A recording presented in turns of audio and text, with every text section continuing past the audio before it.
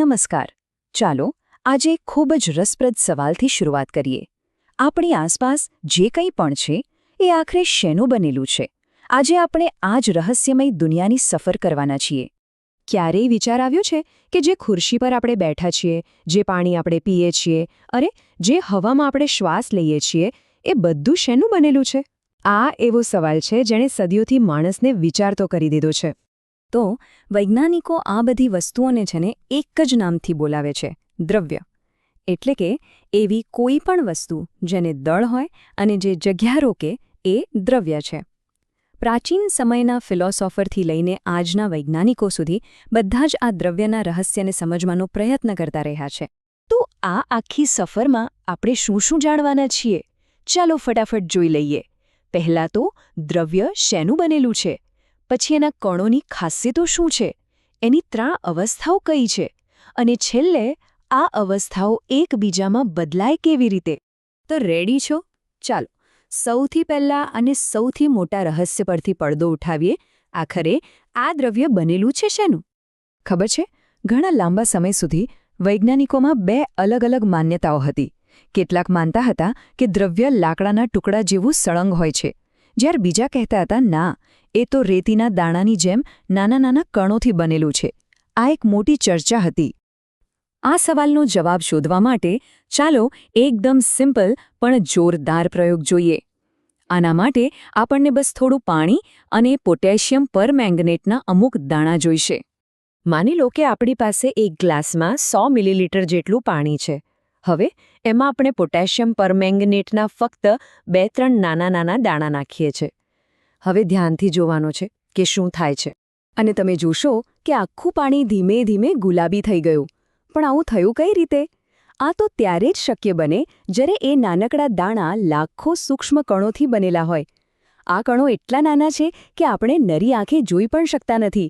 તો લો, મળી ગયો જવાબ. દ્રવ્ય અત્યંત નાના કણોનું બનેલું છે. ચાલો, હવે એ તો ખબર પડી ગઈ કે દ્રવ્ય કણોનું બનેલું છે. પણ આ કણો છે કેવા? એમનો સ્વભાવ કેવો છે? હવે આપણે એક જાસૂસની જેમ એમની પાછળ પડીશું અને એમની વર્તણૂકને સમજીશું. આ કણોની મુખ્યત્વે 3 ખાસિયતો છે જે બધું જ સમજાવી દે છે. એક, એમની વચ્ચે ખાલી જગ્યા હોય છે. બીજું, તેઓ સતત ગતિમાં હોય છે. અને ત્રીજું, તેઓ એકબીજાને આકર્ષે છે. આપણી પહેલી કડી, કણો વચ્ચે ખાલી જગ્યા હોય છે. ક્યારેય વિચાર્યું છે કે પાણીમાં ખાંડ નાખો તો પાણીની સપાટી ઉપર કેમ નથી આવતી? કારણ કે ખાંડના કણો પાણીના કણોની વચ્ચે જે ખાલી જગ્યા હોય છે ને એમાં ગોઠવાઈ જાય છે. આ જ સાબિતી છે. આપણી બીજી કડી, આ કણો છે ને જરાય શાંતિથી નથી બેસતા. એ સતત ફરતા જ રહે છે. જેમ કે રૂમના એક ખૂણામાં મૂકેલી અગરબત્તીની સુગંધ આખા રૂમમાં ફેલાઈ જાય છે. અથવા પાણીમાં શાહીનું એક ટીપું નાખો તો એ તરત જ ફેલાવા લાગે છે. આ બધું એમના સતત હલનચલનને કારણે જ થાય છે. અને હવે આપણી ત્રીજી અને છેલ્લી કડી, આ કણો એકબીજાને ખેંચે છે. જેમ આ નૃત્યકારોએ એકબીજાને પકડી રાખ્યા છે, બસ એવી જ રીતે કણો વચ્ચે એક આકર્ષણ બળ હોય છે જે એમને એકસાથે જકડી રાખે છે. હા, આ બળની તાકાત દરેક પદાર્થમાં અલગ અલગ હોય છે.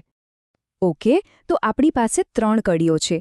કણો વચ્ચે જગ્યા છે, તેઓ સતત ગતિ કરે છે અને એકબીજાને આકર્ષે છે. પણ આ 3 બાબતો ભેગી મળીને ઘન, પ્રવાહી અને વાયુ જેવી અલગ અલગ અવસ્થાઓ કેવી રીતે બનાવે છે? ચાલો હવે આખી પિક્ચર ક્લિયર કરીએ. અહીં જુઓ, ઘન પદાર્થમાં કણો એકદમ ચીપકીને મજબૂત આકર્ષણથી ગોઠવાયેલા છે, એટલે જ તો એ કઠણ હોય છે. જ્યારે પ્રવાહીમાં કણો થોડા દૂર દૂર છે અને એકબીજા પરથી સરી શકે છે. હવે પ્રવાહીની સરખામણી વાયુ સાથે કરીએ. અરે વાહ! વાયુમાં તો જુઓ, કણો કેટલા દૂર દૂર અને આઝાદ છે. એમની વચ્ચે જગ્યા પણ ખૂબ છે અને એમની ગતિ પણ સૌથી વધારે છે.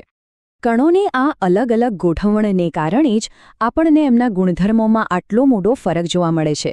જુઓ, ઘનનો આકાર અને કદ બંને ચોક્કસ હોય છે. પ્રવાહીનો આકાર બદલાય પણ કદ એટલું જ રહે.